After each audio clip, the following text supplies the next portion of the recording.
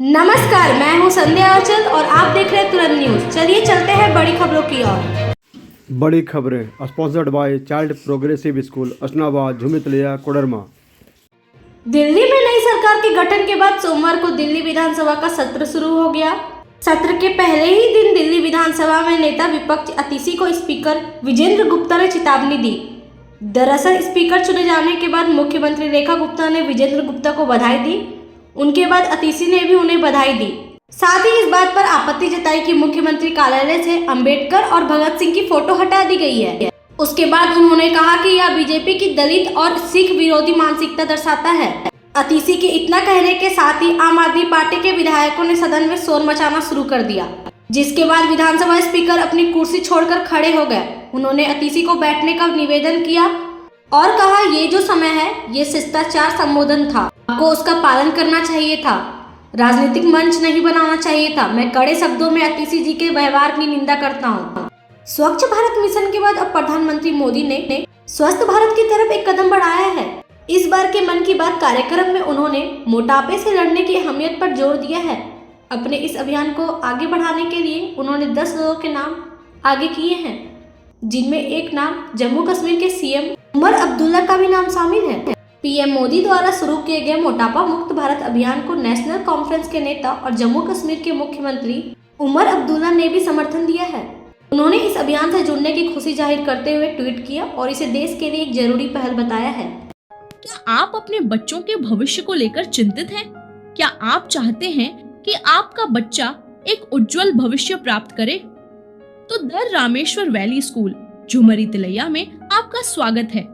PM Modi ने भ्रष्टाचार के खिलाफ कड़ा संदेश देते हुए जनता से कहा है कि अगर कोई अधिकारी या कर्मचारी रिश्वत मांगता है तो वे बिना किसी डर के सीधे उन्हें पत्र लिख सकते हैं। पीएम मोदी ने भरोसा दिलाया कि भ्रष्ट अधिकारियों के खिलाफ सख्त कार्रवाई की जाएगी और जनता को न्याय मिलेगा। पीएम का यह बयान सरकारी दफ्तरों में ईमानदारी को बढ़ावा देने के लिए दिया गया है। पीएम मोदी ने जनता को आश्वासन दिया है कि वे भ्रष्टाचार मुक्त शासन देने के लिए प्रतिबद्ध है। पीएम का यह संदेश देश भर में तेजी से वायरल हो रहा है और लोग इसे प्रशासनिक सुधार की दिशा में बड़ा कदम मान रहे हैं। दिल्ली विधानसभा का पहला सत्र शुरू हो गया है। इस दौरान सभी नवनिर्वाचित विधायकों ने शपथ ली। विधानसभा का सत्र 24 फरवरी से 27 फरवरी तक चलेगा। बता दें कि बीजेपी पहले ही साफ कर चुकी है कि वह इस सत्र में सीएजी की रिपोर्ट पेश करेगी, जबकि आम आदमी पार्टी ने महिलाओं को हर महीने 2500 रुपए देने के बीजेपी के वादे का मुद्दा उठाएगी। ऐसे में सत्र काफी हंगामेदार हो सकता है। इस बीच आम आदमी पार्टी के विधायक मुख्यमंत्री रेखा गुप्ता से मिलने पहुंचे हैं। बताया जा रहा है कि आप विधायकों ने सीएम से मिलने का समय मांगा था। जब उन्हें समय नहीं मिला तो वे सीधे मिलने चले गए। वहीं सीएम ने उन्हें मिलने के लिए अंदर बुलाया। बताया जा रहा है कि आम आदमी पार्टी के विधायक महिलाओं को 2500 रुपए देने के सिलसिले में मुख्यमंत्री रेखा गुप्ता से मिलने पहुंचे हैं।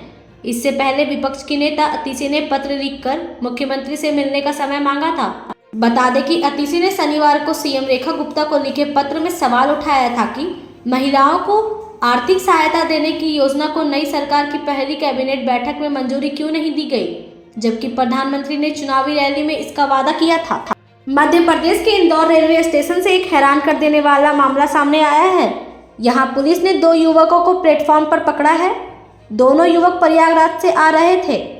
बताया जा रहा था दोनों वहां संगम में स्नान करने गए थे और 10 दिनों तक दोनों ने आस्था की डुबकी लगाई, लेकिन 11वें दिन दोनों के साथ जो हुआ जानकर हर किसी के होश उड़ जाएंगे। दरअसल पुलिस ने जिन 2 युवकों को पकड़ा है या कोई साधारण लोग नहीं है, या बेहद ही शातिर चोर है। बता दें कि ये लोग प्रयागराज घूमने और अपनी गर्लफ्रेंड पर पैसे खर्च करने के लिए चोरी करते थे। दोनों आरोपी में एक का नाम अजय शुक्ला और दूसरे का नाम संतोष कोरी है। इन दोनों पर 1 दर्जन से अधिक चोरी के केस दर्ज हैं। हमारा स्कूल लीड से जुड़ा है और झारखंड का नंबर 1 लीड स्कूल है। हमारे स्कूल में नर्सरी से लेकर कक्षा 8 तक की पढ़ाई होती है और सभी कक्षाएं स्मार्ट क्लास हैं। हमारे स्कूल में कई सुविधाएं हैं। बांग्लादेश में शेख हसीना सरकार के तख्ता पलट के बाद से भारत के साथ रिश्ते सही नहीं चल रहे हैं। अंतरिम सरकार के चीफ मोहम्मद यूनुस एक तरफ भारत के साथ रिश्ते मजबूत करने की बात करते हैं तो दूसरी तरफ उनकी सरकार के लोग भारत के खिलाफ जहर उगलते रहते हैं। बता दें कि भारत ने बांग्लादेश को सलाह दी थी कि आपसी रिश्तों में नकारात्मक ना फैलाए। हालांकि इसके बाद भी यूनूस सरकार अपनी हरकतों से बाज नहीं आ रहा। इसी बीच विदेश मंत्री एस जयशंकर ने बांग्लादेश को लताड़ लगाई है। उन्होंने कहा कि बांग्लादेश को यह तय करना पड़ेगा कि वह भारत के साथ किस तरह का संबंध रखना चाहता है। मस्कट में बांग्लादेशी समक्ष तौहीद हुसैन से मिलने के एक हफ्ते बाद ही शनिवार को उन्होंने सबके सामने बांग्लादेश को खरी खोटी सुनाई।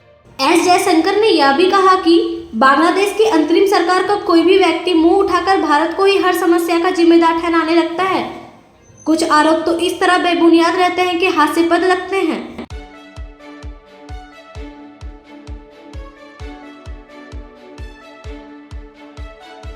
As we know that education is an important part of our life.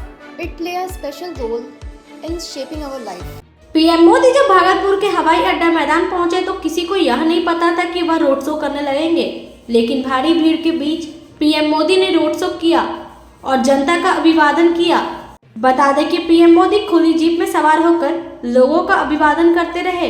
इस दौरान सबसे खास तस्वीर यह रही कि प्रधानमंत्री के ठीक बगल में मुख्यमंत्री नीतीश कुमार खड़े रहे। पीएम मोदी और सीएम नीतीश की यह जोड़ी बिहार की जनता के लिए एक सियासी संदेश भी है, साथ ही बिहार में विपक्षी के लिए एक बड़ी चुनौती भी। पीएम मोदी ने सोमवार को बिहार की सिल्क सिटी भागलपुर से देश के किसानों को बड़ी सौगात दी। इस दौरान बिहार के मुख्यमंत्री नीतीश कुमार भी मौजूद रहे। इस मौके पर प्रधानमंत्री मोदी ने किसान सम्मान योजना की 19वीं किस्त जारी की। इसके तहत 9.80 करोड़ से अधिक किसानों को 22,000 करोड़ रुपए से अधिक की आर्थिक मदद मिली। इसके अलावा पीएम मोदी ने मोतिहारी में बने राष्ट्रीय गोकुल मिशन के तहत विकसित स्वदेशी नस्लों के उत्कृष्टता केंद्र का भी रिमोट के जरिए उद्घाटन किया। बताया गया कि यह केंद्र किसानों को आधुनिक प्रजनन तकनीकी का प्रशिक्षण देगा और भारतीय नस्ल के पशुओं के प्रजनन को बढ़ावा देगा। वहीं उन्होंने बरौनी में एक दुग्ध उत्पाद संयंत्र का भी उद्घाटन किया, जिसका उद्देश्य 3 लाख दुग्ध उत्पादकों के लिए एक संगठित बाजार बनाना है। पीएम ने भागलपुर में वारसलीगंज नवादा तिलैया रेल खंड के दोहरीकरण और Ismailpur Rafiganj road over bridge का भी उद्घाटन किया। इन परियोजनाओं की कुल लागत 526 करोड़ रुपए से अधिक है। भारत सरकार ने देश की बेरोजगारी समस्या को दूर करने और आर्थिक रूप से कमजोर परिवारों को सशक्त बनाने के लिए एक ऐतिहासिक कदम उठाया है। एक परिवार एक नौकरी योजना 2025 के नाम से शुरू की गई इस योजना का मुख्य उद्देश्य हर परिवार के एक सदस्य को सरकारी नौकरी प्रदान करना है। यह योजना न केवल बेरोजगार युवाओं को रोजगार के अवसर देगा, बल्कि गरीब परिवारों की आर्थिक स्थिति में भी सुधार लाएगी। इस योजना का सबसे बड़ा उद्देश्य देश में बेरोजगारी की समस्या को कम करना है। सरकार ने इसे विशेष रूप से उन परिवारों के लिए डिजाइन किया है जिनमें कोई भी सदस्य सरकारी नौकरी में नहीं है। इसके अलावा योजना का लक्ष्य गरीब और मध्यम वर्गीय परिवारों को आर्थिक सुरक्षा प्रदान करना है। यह सुनिश्चित करने के लिए कि हर परिवार का एक व्यक्ति स्थिर रोजगार प्राप्त करे, सरकार ने विभिन्न विभागों में 50,000 पदों की भर्ती की योजना बनाई है। Big Smart Class, where we teach our students through video and various type of graphics.